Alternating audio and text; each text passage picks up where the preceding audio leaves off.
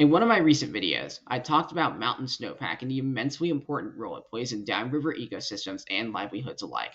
In that video, I generally stated that the more snow falls during the winter, the greater the snowpack builds up for the most part.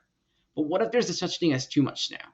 As it turns out, there's a hidden danger with excessive snowpack, and in the worst cases, it can pose a real threat to people's lives, especially if they're not careful. It's what we call an avalanche. Now, before we get into sliding snow, I'd appreciate it if you like the video, subscribe to the channel, and hit the notification bell to stay tuned for future content. Okay, so what exactly is an avalanche? Well, to put it simply, it is when a lot of snow is shaken loose from the top of the snowpack, and that snow begins to slide down the mountain. This can either happen in the form of a slab of snow breaking away and moving down the slope, or it can literally just be a ton of loose snow that just starts to move. This may be a no-brainer, but typically avalanches need a pretty steep slope to begin with, or otherwise the snow won't move. The majority of the time, avalanches are triggered by natural factors, which is usually in the form of extra snow falling on top of an already unstable snow layer, or snow melt destabilizing the snow underneath it and causing it to move. However, it is possible for artificial triggers to happen, such as skiing, snowmobiling, or in the case of some ski resorts, detonating explosives inbounds to reduce the risk of avalanches on ski runs, a topic I'll get into a bit more later. Regardless of the exact trigger, once the avalanche gets going, it becomes really hard to stop.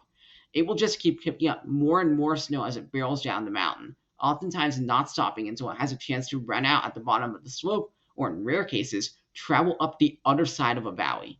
They often leave a trail of destruction in their wake, toppling trees, boulders, and if they're in the wrong spot, people.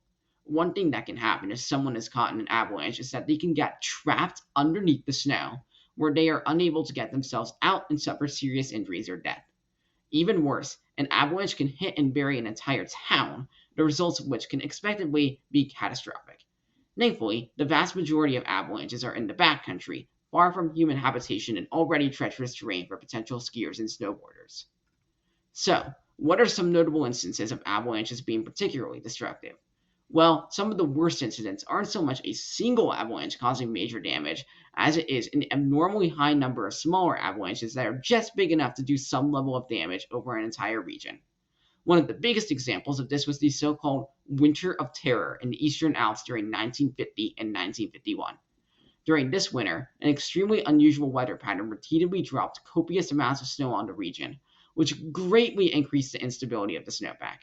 The end result was over 600 avalanches over a 3-month period, and due to the sheer number of high alpine towns, villages, and other infrastructure in the Alps compared to other mountain ranges, a huge number of these avalanches inevitably hit these settlements.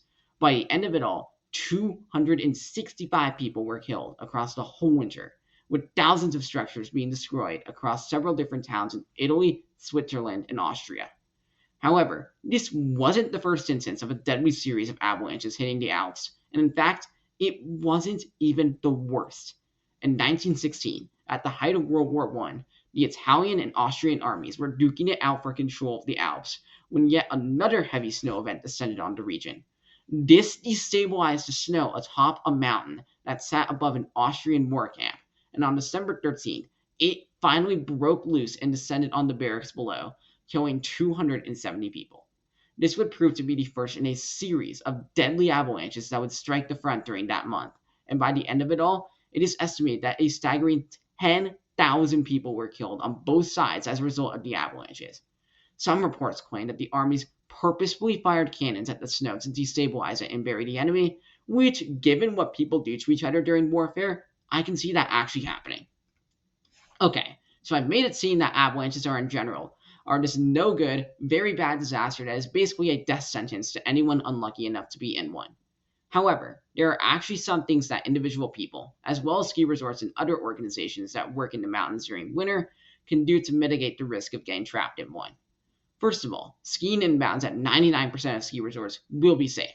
This is because most ski resorts employ a variety of different strategies in an attempt to all but eliminate the chance of an avalanche happening inbounds, as such an event could prove disastrous. The flashiest of these methods involves literally blowing up the side of the mountain to purposefully destabilize the snowpack.